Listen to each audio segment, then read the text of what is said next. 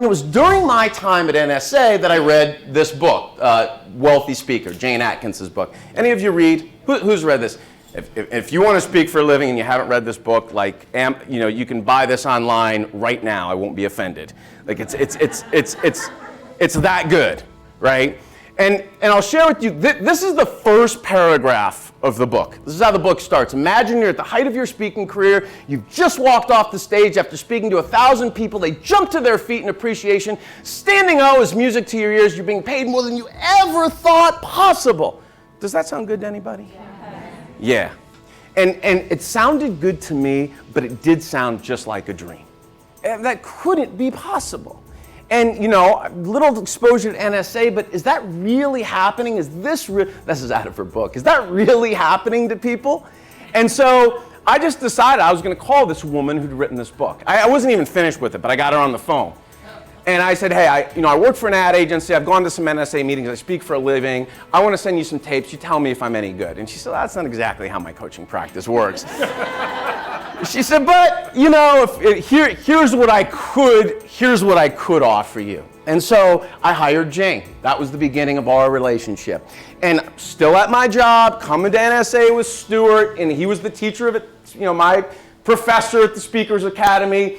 And I'm going down this path, and then Jane convinces me, you got to come to NSA National. And you probably remember that, Stuart, Tom, you were there. And so I come, and I go to NSA National, and I see Jeffrey Gitomer and these other guys. I'm like, and Jane's convincing me, and she says to me, I think you have what it takes. You could do this. And I'm all excited, we're at it, and then nothing happened. Nothing happened. I mean, nothing happened.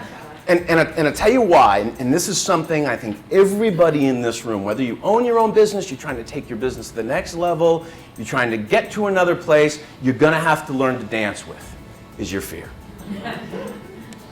Yep, and I wasn't going to come here today and not talk about this because some of you know me from way back when, and if you do know me from way back when, you will know that I was paralyzed in terror.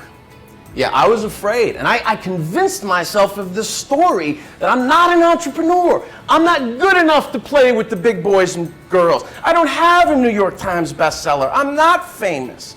So, how am I going to do this? And I have to be honest and transparent, and here's the truth. The Great Recession was my greatest gift because it forced me to confront my fear. And when the reality of running a business into the ground for the prime of my career became more painful than the idea of leaving to figure out what I was going to do next, and that call, 30% on Friday, that was the end of that business. I knew it in my heart of hearts. I had no choice. I had to walk into the unknown. But it also taught me a valuable lesson on how to confront my fear. And I have another little strategy that he used today that I had to share. When I'm about to make and we're at an inflection point in our business now, and I'm actually, frankly, a little scared about that because we're going to make some big changes that require some investment. I'm out of my comfort zone again, but I write down my fear, and it forces me to confront it directly. I write down what I'm afraid of. Write that down on paper. And then you look back at it a year later and you realize most of the shit you were scared of never comes true. And that helps you build some fear. It helps you dance with your fear. You're going to be afraid. I'm scared to death. But that doesn't mean I'm not moving forward.